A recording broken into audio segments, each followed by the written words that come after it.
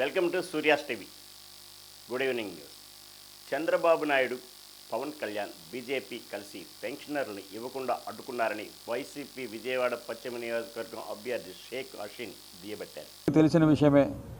1వ తారీఖు పెన్షన్ కోసం అని చెప్పేసి ప్రజలు ఎప్పుడు 1వ తారీఖు వస్తుంది, ఎప్పుడు మెడిసిన్స్ కొనుక్కోవాలి, ఎప్పుడు కరెంటు బిల్లు కట్టుకోవాలి, వాళ్ళ అవసరాల కోసం అని చెప్పేసి 1వ తారీఖు నుంచి ప్రజలు చూస్తుంటే చంద్రబాబు నాయుడు, పవన్ కళ్యాణ్, బీజేపీ కలిసి పేద ప్రజలకి పెన్షన్ ఇవ్వకూడదు అని చెప్పేసి వాలంటీర్స్ని ఆపడం జరిగింది. ఇదంతా దుర్మార్గం. ఆలోచించండి.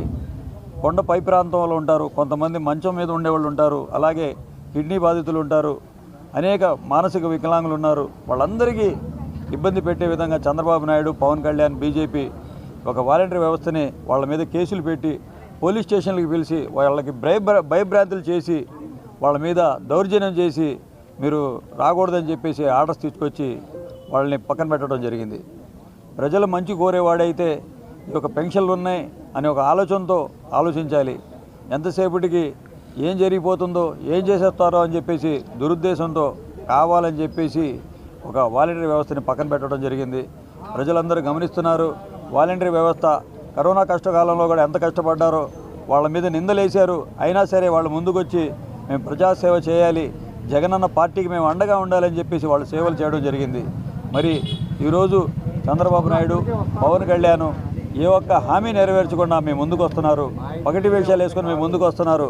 5 సంవత్సరాలకి ఒకసారి కనబడే వాళ్ళని గుర్తిస్తారో, లేకపోతే నిత్యం ప్రజల్లో ఉంటూ ఏదైతే సమస్యలు ఉన్నాయో ఆ సమస్యలను పరిష్కరించే విధంగా పనిచేస్తుంది వైఎస్ఆర్ కాంగ్రెస్ పార్టీ. కోట్లాది రూపాయలతో అభివృద్ధి చేయడం, కోట్లాది రూపాయలతో సంక్షేమం. మరి ఇదే ప్రభుత్వం గతంలో కూడా ఎన్డీఏ కూటమి సభ్యులు 7 నియోజకవర్గాల టీడీపీ, జనసేన, బీజేపీ కార్యకర్తల సమావేశం రామారావుపాడులో ఓ హోటల్ నందు నిర్వహించడం జరిగింది. సమావేశాలని ఈరోజు జరుపుకుంటా ఉన్నాం. దానిలో భాగంగానే విజయవాడ పార్లమెంటు నియోజకవర్గ పరిధిలో ఉన్నటువంటి 3 పార్టీల అధ్యక్షులు, నేను, అలాగనే జనసేన పార్టీ అధ్యక్షులు బండెడ్డి రామకృష్ణ గారు, అలాగే భారతీయ జనతా పార్టీ అధ్యక్షులు అడ్డూరి శ్రీరామ్ గారు, అలాగే 7 నియోజకవర్గాల అభ్యర్థులు, ఇక్కడికి ఉన్నటువంటి సుజనా చౌదరి గారు, అలాగనే బోండా ఉమామహేశ్వరరావు గారు, గద్దె రామ్మోహన్ గారు, అలాగే ఈ రోజున విజయవాడ పార్లమెంటుకి తెలుగుదేశం పార్టీ, అలాగే జనసేన, భారతీయ జనతా పార్టీ ఉమ్మడి అభ్యర్థిగా పోటీ చేస్తున్నటువంటి శ్రీ కేశినేని శివనాథ్ గారు, 7 నియోజకవర్గాల జనసేన పార్టీ ఇన్ఛార్జీలు, అలాగనే 7 నియోజకవర్గాల భారతీయ జనతా పార్టీ కన్వీనర్లు అందరూ కూడా ఇక్కడ హాజరు కావటం అనేది జరిగింది. మేము ఈ రోజున రాబోయేటటువంటి 38 రోజులు, ఇవాళ 5వ తారీఖు, మే 13వ తారీఖున పోలింగ్ జరగబోతూ ఉంది. 18 ఏప్రిల్ 18 నుంచి నామినేషన్లు స్టార్ట్ అవుతాయి. ఈ యొక్క ఇప్పటికే అభ్యర్థులందరినీ కూడా రాష్ట్ర వ్యాప్తంగా చాలా వరకు ప్రకటించడం జరిగింది. ఈ నియోజకవర్గంలో కూడా ఉమ్మడి అభ్యర్థుల్ని ఇప్పటికే మా పార్టీ హైకమాండ్స్ ఇప్పటికీ అభ్యర్థిత్వాలని ప్రకటించడం అనేది జరిగింది.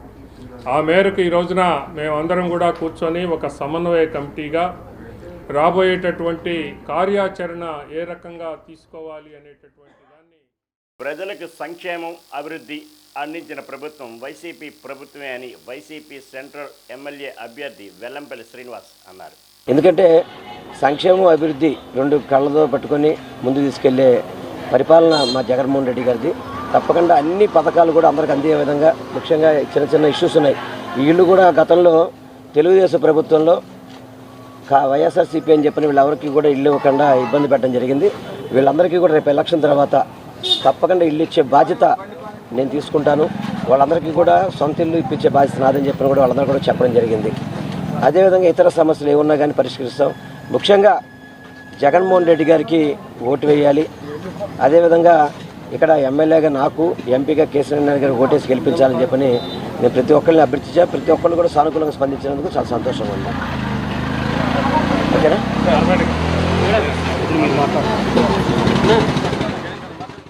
భారత భారతదేశంలో ఉన్న కుల మతాలన్నీ కూడా పశ్చిమ నియోజకవర్గంలో ఉండడం ఒక ప్రత్యేకత అని విజయవాడ పశ్చిమ నియోజకవర్గం బీజేపీ అభ్యర్థి సుజనాథ్ చౌదరి అన్నారు. నా వంతుగా ఇక్కడ పర్టికులర్గా నగరాల సామాజిక వర్గంలో ఉన్న యువకులందరికీ కూడా మంచి అవకాశాలు, అనేక అవకాశాలు ఈరోజు మోడీ గారి ప్రధానమంత్రిగా వచ్చినాక యువతకి చాలా అవకాశాలు కల్పిస్తూ ఉన్నారు. భారతదేశం మొత్తం ఊళ్ళూరుతూ ఉంది. కానీ మన దురదృష్టవశాత్తు ఆంధ్రప్రదేశ్లో అవకాశం అందిపుచ్చుకోలేదు. ఇక్కడ భారతదేశంలో ఉన్న కుల మతాలన్నీ కూడా ఈ నియోజకవర్గంలో ఉండటం అనేది ఒక ప్రాముఖ్యత. దాని గురించి చూస్తూ ఉంటే ఇక్కడ కులాలు లేవు, మతాలు లేవు, అన్నీ లేకుండా అందరూ కూడా అన్నదమ్ములు అక్క చెల్లెల్లాగా ఎంతో బ్రహ్మాండంగా ఉన్నారు. నాకు ఇది కనువింపు యాక్చువల్గా. అంటే వేరే రాష్ట్రాల్లో కానీ వేరే చోట కానీ ఎప్పుడు కూడా కుల మతాలతో భేదాలు రావటం, ఎన్ని విభేదాలు రావటం అన్నీ ఉంటాయి. అవి మనం పేపర్లో చదువుకుంటూ ఉంటాం. ఇక్కడ మాత్రం నాకు ఈ 2 రోజుల్లోనే ఎంతో సంతోషంగా ఉంది. అందరూ కూడా అన్నదమ్ముల్లాగా అక్క చెల్లెల్లాగా కలిసిపోవటం ఒకటి. ఈ నియోజకవర్గానికి నేను రావటం, నాకు ఈ అవకాశం కల్పించిన మా భారతీయ జనతా పార్టీ అధిష్టాన వర్గానికి మరియు చంద్రబాబు నాయుడు గారు, పవన్ కళ్యాణ్ గారు కూడా ఆశీర్వాదంతో నన్ను ఉమ్మడి అభ్యర్థి కింద ఎన్నుకోబడ్డారు. ఇక్కడ ఇంకా ఆశావాదులు చాలామంది ఉన్నారు. వాళ్ళకు కూడా రాజకీయంగా వాళ్ళని ఎలా పైకి తీసుకెళ్ళాలి అనేది పర్టికులర్గా నగరాల సామాజిక వర్గంలో చాలామంది ఉన్నారు. వాళ్ళందరినీ కూడా పైకి తీసుకెళ్లే విధంగా నేను తోడ్పడతాను గట్టిగా. అట్లాగే ఈ ప్రాంతానికి ఇది ఒక ఆధ్యాత్మిక క్షేత్రం కింద చేయడానికి ఎన్నో అవకాశాలు ఉన్నాయి. అటు కనకదుర్గమ్మ గారి టెంపుల్ కానీ, ఇక్కడ ఈ అమ్మవారి మహాలక్ష్మి అమ్మవారి టెంపుల్ కానీ అన్నీ కూడా చూస్తే. అట్లాగే స్వాతంత్ర సమరయోధుడు మాజీ ఉప ప్రధాని బాబు జగ్జీవన్ రామ్ జీవితం స్ఫూర్తిదాయకమని, ఆయన దేశానికి చేసిన సేవలు చిరస్మరణీయమని మాజీ మంత్రి దేవినేని ఉమామహేశ్వరరావు కొనియాడారు. చాలా ఆనందదాయకం. ఇప్పుడే రామయ్య గారు చెప్పినట్టుగా బాబు జగజ్జీవన్ రావు గారి జయంతి రాష్ట్ర పార్టీ కార్యాలయంలో జరుపుకుంటా ఉన్నాం. ఆ మహానుభావుడు రక్షణ శాఖ మంత్రిగా, వ్యవసాయ శాఖ మంత్రిగా, ఆరోగ్య శాఖ మంత్రిగా, కేంద్రంలో డిప్యూటీ ప్రధానిగా 57 సంవత్సరాలు పార్లమెంట్లో అణగారిన వర్గాల అభ్యున్నతి కోసం, దేశ అభ్యున్నతి కోసం డాక్టర్ అంబేద్కర్ గారి నాయకత్వంలో రాజ్యాంగంలో పొందుపరచబడిన హక్కులన్నింటినీ కూడా పార్లమెంటేరియన్గా ఆయన 57 ఏళ్ళు సుదీర్ఘ పోరాటం, సుదీర్ఘ కాలం పార్లమెంట్లో ఆయన వివిధ హోదాల్లో కేంద్ర మంత్రిగా పనిచేసి దేశానికే గౌరవం తీసుకొచ్చిన మహోన్నత వ్యక్తి. ఎందుకంటే ఆ రోజు హరిత విప్లవం ఆయన నాయకత్వంలో ఆయనే వ్యవసాయ శాఖ మంత్రిగా ఉన్నప్పుడు డాక్టర్ స్వామినాథన్ గారు అన్నీ కూడా ఆయన హయాంలో జరిగాయి. బంగ్లాదేశ్ యుద్ధం వచ్చినప్పుడు కూడా ఆయన రక్షణ శాఖ మంత్రిగా పనిచేశారు. ఏ శాఖలో ఆయన పనిచేసినా కూడా ఆయన ముద్ర రైల్వే మంత్రిగా ఉన్నప్పుడు బ్రిటిష్ రైల్వేని భారతీయ రైల్వేగా తీర్చిదిద్దిన ఘనత కూడా జగజ్జీవన్ రావు గారిదే. ఇట్లా ఆ మహానుభావుడి గురించి ఎంత చెప్పుకున్నా కూడా తక్కువే. ఏదైనప్పుడు కూడా ఆయన 2 కడవల సిద్ధాంతం ఏదైతే ఆయన చదువుకునే రోజుల్లోనే ఆ పాఠశాలలో కడవలు పెట్టినప్పుడు వాటిని పగలగొట్టి ఆ పోరాట స్ఫూర్తిని ఆ రోజుల్లోనే ఆయన దేశానికి తెలియజెప్పిన మహోన్నత వ్యక్తి. కాబట్టి ఇటువంటి మహానుభావుల ఆశయాలనే, వాళ్ళ జీవితాలను ఆదర్శంగా తీసుకొని మార్గదర్శకత్వంగా వాళ్ళ అడుగుజాడల్లో మనం ముందుకెళ్లాలని ఈ అవకాశం కల్పించిన చంద్రబాబు నాయుడు గారికి, రాష్ట్ర పార్టీ కార్యాలయానికి ధన్యవాదాలు తెలియజేస్తూ జోహార్ డాక్టర్ బాబు జగజ్జీవన్ రావు గారు.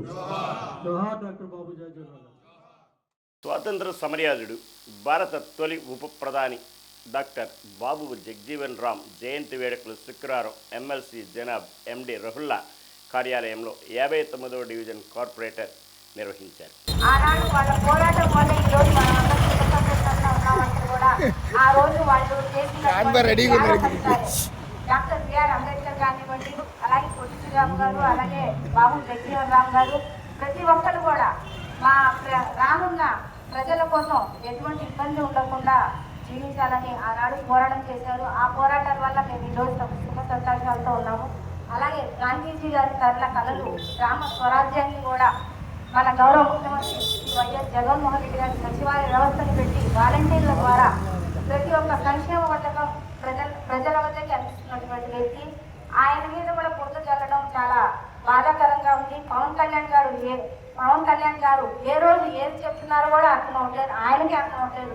ఈ రోజు గుంటూరులో పుట్టానంటున్నారు, రెండో రోజేమో నేను కాకినాడలో పుట్టాను, మూడో రోజేమో ఒంగోలులో పుట్టాను. ప్రతిరోజు వేరే వేరే మాట చెప్పడం ఆయనకే అర్థం అవ్వట్లేదు. అలాంటి వ్యక్తి మళ్ళీ ప్రజల్ని ఎలాగైతే ఆయన గెలిచి ప్రజల్ని ఎలా అందరికీ ఇచ్చేస్తారో కూడా అర్థం అవ్వట్లేదు.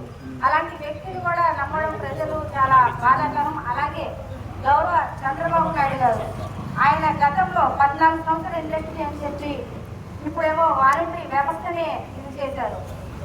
జగన్మోహన్ రెడ్డి గారు ఒకటే చెప్పారు, ఏ జాతిలో సరే పింఛన్ల కోసం పింఛన్లు ఆపవద్దు, అవ్వాతాతలు బాధపడనవద్దు, అలాగే వికలాంగులు కూడా బాధ అవుతుంది. కానీ అది కూడా వినకుండా పింఛన్లకు ఆపించడం కూడా చాలా బాధాకరం. కానీ కొన్ని రోజుల్లోనే మళ్ళీ ఎలక్షన్స్ ఉన్నాయి.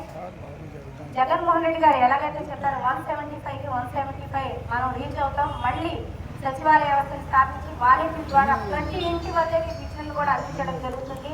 అలాగే గౌరవ ముఖ్యమంత్రి గారు ఇంత చేస్తున్నారు. ముఖ్యమంత్రి గారికి మా డివిజన్ ప్రజలందరూ తెలుపుతున్న ప్రత్యేకత ధన్యవాదాలు తెలుపుతున్నాను. అలాగే మన 59వ డివిజన్లో గౌరవనీయులు కంబకల రాజుగారి జన్మదిన వేడుకలు కూడా ఈరోజు జరుపుకోవడం చాలా సంతోషంగా ఉంది. ఆయన కూడా మరి ప్రత్యేకంగా ఇలాంటి జన్మదిన వేడుకలు ఇంకా జరుపుకోవాలని, ఇలాంటి మంచి కార్యక్రమాలు కూడా జరగాలని, అలాగే రాజకీయంగా ఉన్నత స్థాయిలో కూడా ఉండాలని చెప్పి కోరుకుంటూ ఇక్కడ చేసిన ప్రతి ఒక్కరికి కూడా పేరు పేరున ధన్యవాదాలు తెలుపుతున్నాను. విజయవాడ తూర్పు నియోజకవర్గం అభివృద్ధి రిటైనింగ్ వాల్ పూర్తి అంశంపై వైఎస్ఆర్సీపీతో చర్చకి సిద్ధమని తెలుగుదేశం అధికార ప్రతినిధి కొమ్మారెడ్డి పట్టాభిరామ్ సవాల్ చేశారు. గొప్ప గొప్ప ప్రాజెక్టులు పూర్తి చేశారంట. మరీ ముఖ్యంగా కృష్ణానది రీటైనింగ్ వాల్ దానికి సంబంధించి ఛాలెంజ్లు చేస్తూ ఉన్నాడు. ఆ గోడకి శంకుస్థాపన చేయటం దగ్గర నుంచి దానిని పూర్తి చేయటం వరకు అన్నీ కూడా జగన్మోహన్ రెడ్డి గారు ఇక్కడ ఉండేటటువంటి ఈయన వీళ్ళిద్దరు కలిసే మొత్తం కూడా దాన్ని ప్రారంభించి పూర్తి చేసినట్టు నిస్సిగ్గుగా పచ్చి అబద్ధాలు చెప్తా ఉన్నాడు. ఇవాళ ఈ ఓసరవెల్లి అవినాష్కి నేను ఛాలెంజ్ చేస్తా ఉన్నా. ఇవాళ ఈ మీడియా సమావేశం పెట్టిందే ప్రజలకి వాస్తవాలు తెలియజేయడం కోసం. కృష్ణానది రీటైనింగ్ వాల్కి సంబంధించి ఒక్కసారి మనం గతాన్ని గుర్తు చేసుకుంటే 2014కు ముందు ఎప్పుడు వరదలు వచ్చినా కృష్ణానదికి అక్కడ ఉన్నటువంటి రాణిగారి తోట కానివ్వండి, రామలింగేశ్వర నగర్ ప్రాంతం కానివ్వండి, కృష్ణలంకలో ఉన్నటువంటి డివిజన్లు కానీ ఇవన్నీ కూడా ముంపుకి గురవుతూ ఉండేవి. దాదాపుగా 7-8 డివిజన్లు 15, 16, 17, 18, 20, 21, 22 ఇట్లా దాదాపు 7-8 డివిజన్లో నివసించేటటువంటి ప్రజలు ఎంతో ఇబ్బంది పడుతూ ఉండేవారు. వాళ్ళ ఇళ్ళు ఖాళీ చేసి వరద సమయంలో మరి ఇతర ప్రాంతాలకి తరలి వెళ్ళి ఎంతో నష్టపోతూ ఉండేవాళ్ళు. ఆ రోజున వారి పరిస్థితిని గమనించి గద్దె రామ్మోహన్ రావు ఈ వార్తలు ఇంతతో సమాప్తం.